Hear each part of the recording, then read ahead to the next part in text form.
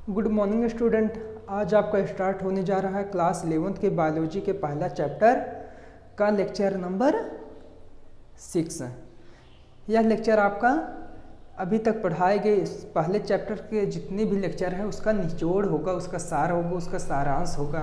तो इस टॉपिक को या इस लेक्चर को पढ़ने पर आपको पूरे पाठ के विषय में सामान्य जानकारी आपको मिल सकती है। तो इस वीडियो को पूरा देखिए।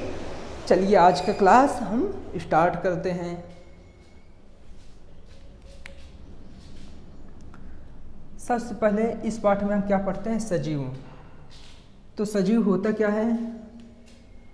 जिनमें जीवन जीने की कला होती है अथवा जिनमें जीवन जीने का ज्ञान होता है, सजीव कहलाते हैं। अब किसी भी सजीव को जीवन जीने के लिए इतने लक्षणों को फॉलो करना आवश्यक होता है। यानी उनमें उपपचय की क्रिया होनी चाहिए, उनमें प्रजनन की क्रिया होनी चाहिए, उनमें गमन की क्रिया होनी चाहिए, उनमें उत्सर्जन की क्रिया होनी चाहिए और उनका कुछ ना कुछ कोशिकीय संगठन अवश्य होना चाहिए। नेक्स्ट आता है जैव विविधता। जैव विविधता का मतलब क्या है कि जीवों में पाई जाने वाली भिन्नता को ही जैव विविधता कहते हैं। अब पृथ्वी पर करोड़ों अरबों की संख्या में जीव जातियाँ पाई जाती हैं जो सभी एक दूसरे से भिन्न होते हैं और जीवों में पाई जाने वाली इस भिन्नता को ही जैव विविधता कहते हैं। फिर से देखिए, पृथ्वी पर उपस्थित जीव जातियाँ रंग, रूप, रचना, आकार तथा अन्य लक्षणों में एक दूसरे से भिन्न होते हैं। जीवों में पाई जाने वाली इस भिन्नता को ही जैव विविधता कहते हैं। अभी तक पृथ्वी पर 1.7 से 1.8 मिलियन जीव जातियों की खोज हो चुकी है। उसके बाद आता है वर्गीकरण। क्या आता है? वर्गीकरण। वर्गीकरण का मतलब क्या होता है कि जीव जातियों को अलग अलग समूहों तथा वर्गों में विभाजित करना ही क्या कहलाता है? वर्गीकरण। तो जैसे मनुष्य को क्या रख देंगे? मनुष्य वाले वर्ग में रख देंगे। जैसे चाहे वह जापान का मनुष्य हो, चाहे अमेरिका का मनुष्य हो, चाहे इंग्लैंड का मनुष्य हो, चाहे किसी भी देश का मनुष्य हो, लेकिन वह किस वर्ग में होगा? मनुष्य वाले वर्ग में होगा। अब गाय को गाय वाले वर्ग में रख देंगे, चाहे वह किसी भी देश का गाय हो। भैंस को भैंस वाले वर्ग में रख देंगे, चाहे किसी भी देश की भैंस हो। क्लियर? तो वर्गीकरण से देखिए लाभ क्या होता है। वर्गीकरण से लाभ क्या होता है कि हम यदि मनुष्य वाले वर्ग में जितने भी मनुष्य रखे गए, चाहे अमेरिका के रखे गए हो, चाहे जापान के, चाहे चीन के, चाहे किसी भी देश के, तो हम उस वर्ग से केवल एक मनुष्य को उठाएंगे और उठाने के पश्चात उसको पढ़ेंगे, उसके विषय में या उसके लक्षणों का अध्ययन करेंगे। तो हम पाएंगे कि मनुष्य के 2 हाथ होते हैं, 2 पैर होता है, 2 कान होता है, 2 आँख होता है, 1 नाक होता है, 1 मुंह होता है और यह सबसे बुद्धिमान प्राणी होता है जिनमें बोलने की क्षमता पाई जाती है, जिनमें शब्दों को बोलने की क्षमता पाई जाती है।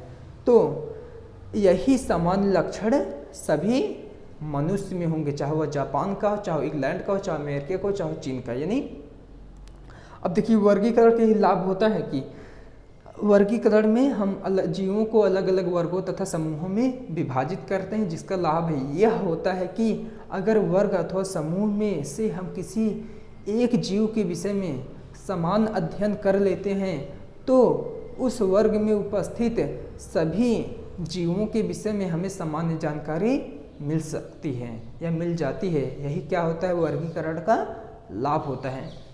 अब दूसरी बात आती है नामकरण। क्या है? नामकरण यानी किसी को नाम देना। क्या है? नॉमेनक्लेचर। अब किसी का कोई नाम क्या देगा कि हमारा नामकरण कौन किया है? हमारे मम्मी पापा ने किया है, या आपका नामकरण आपके मम्मी पापा ने किया है। अब देखिए हम ले लेते हैं आम। आम क्या है? एक प्रकार का फल है जो हमें वृक्ष से प्राप्त होता है। तो इसका तो नामकरण हुआ ही है। आम तो नामकरण है, आम ही तो इसका नाम है, तो इसका नामकरण करने की आवश्यकता क्या है?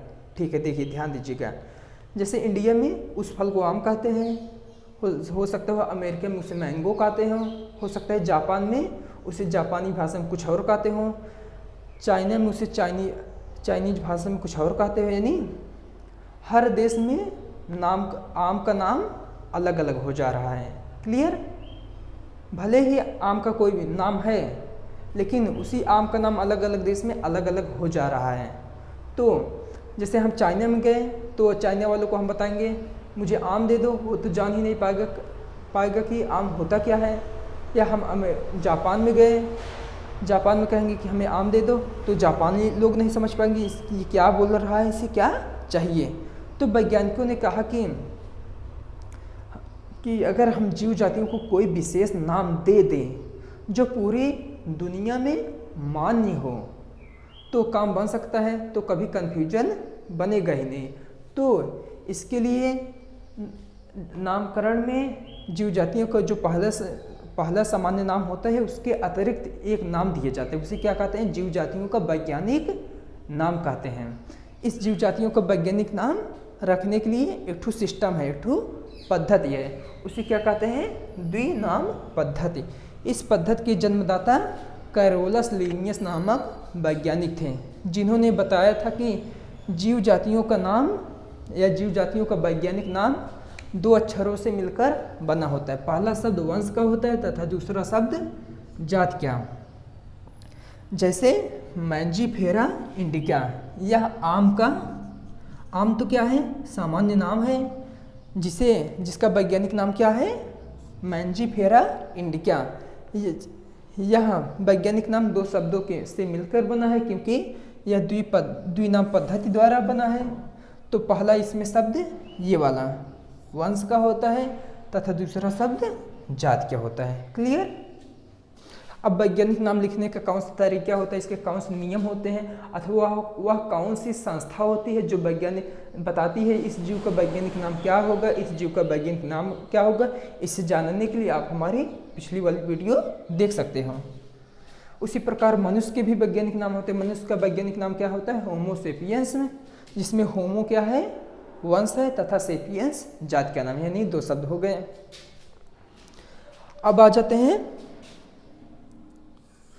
वर्गीकी यानी टैक्सोनॉमी। वर्गीकी अथवा टैक्सोनॉमी। तो वर्गीकी क्या है? यह जीव विज्ञान की शाखा है, जिसके अंतर्गत क्या किया जाता है?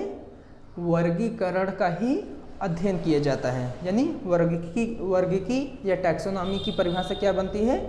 जीव विज्ञान की वह शाखा जिसके अंतर्गत वर्गीकरण का अध्ययन किया जाता है, वर्गीकी या टैक्सोनॉमी कहलाता है। और इस टैक्सोनॉमी में जिन छोटे छोटे शब्दों का प्रयोग किया जाता है या जिन टेक्निकल वर्डों का प्रयोग किया जाता है, किसके लिए? वर्गीकरण करने के लिए, उसे क्या कहते हैं? वर्गक कहते हैं, अथवा टैक्सा कहते हैं, अथवा टैक्सॉन कहते हैं। यानी ये तीनों शब्द एक ही है, इनका मतलब सामान्य है।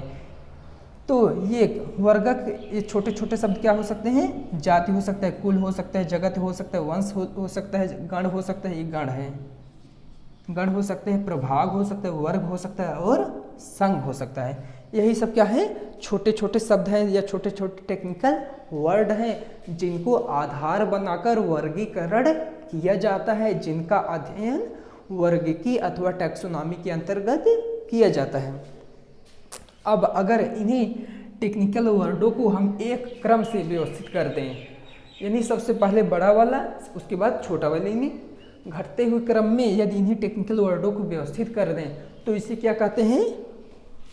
वर्गीकी के पदान क्रम या हायरार्की ऑफ टैक्सोनॉमी।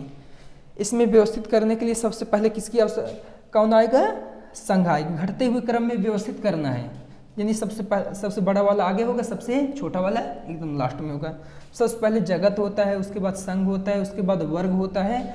वर्ग, अगर हम जंतुओं का नामकरण कर रहे हैं तो संघ के बाद वर्ग का प्रयोग करेंगे, संघ के बाद वर्ग का प्रयोग करेंगे। यदि हम पौधों का वर्गीकरण कर रहे हैं तो संघ के बाद वर्ग के बजाय प्रभाग का यूज करेंगे। इसके बाद गण आता है, इसके बाद कुल आता है, इसके बाद वंश आता है, सबसे लास्ट में जाति आती है। यानी वर्गीकरण में सबसे बड़ा क्या होता है, जगत होता है और सबसे छोटी जाति होती है। इस प्रकार वर्गीकरण की सबसे बड़ी इकाई क्या होती है, जगत होती है और सबसे छोटी इकाई जाति होती है। तो अब यहीं से जात की परिभाषा बनती है। देखिए, अगर हम किसी चीज़ के विषय में, या किसी भी पदार्थ के विषय में उसके मेन छोटे से चीज़ को जान लेते हैं तो बड़ी से बड़ी चीज़ों के विषय में हमें आसानी हो सकती है। या हम छोटे किसी छत पर चढ़ने के लिए, तो या यदि हम सीढ़ी पर चढ़ जाते हैं तो निश्चित है एक दिन छत पे अवश्य पहुँचेंगे। उसी प्रकार जो वर्गीकरण की सबसे छोटी इकाई जाति है, इसके विषय में अगर जान लेते हैं तो वर्गीकरण की अन्य जो इकाइयाँ हैं, ये हो गया, ये हो गए, ये हो गए, ये हो गए, ये हो गए, ये हो गए, ये हो गए, सबके विषय में हमें पता चल जाएगा। यानी इसमें सबसे महत्वपूर्ण क्या है, जाति है। जाति क्या होता है कि जीवों का ऐसा परस्पर समूह जिनमें जनन करने की क्षमता होती है, क्या कहलाते हैं, एक जात के जीव कहलाते हैं। जीवों का ऐसा परस्पर समूह जिनमें जनन करने की क्षमता होती है, एक जात के जीव कहलाते हैं। एक जात के जीव कहलाते हैं, ठीक है।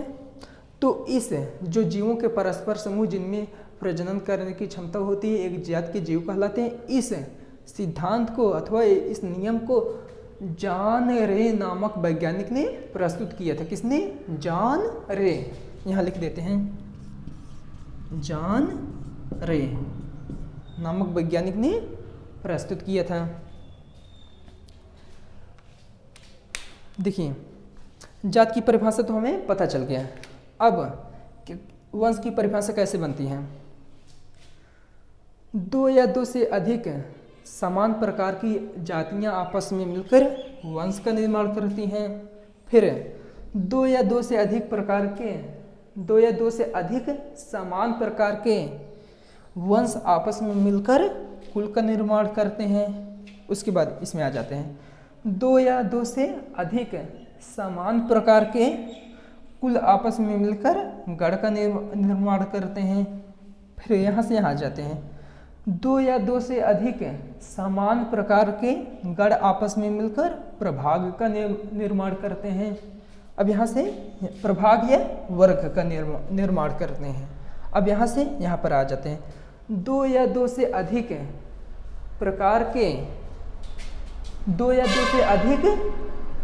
वर्ग अथवा प्रभाग मिलकर किसका निर्माण करेंगे, संघ का।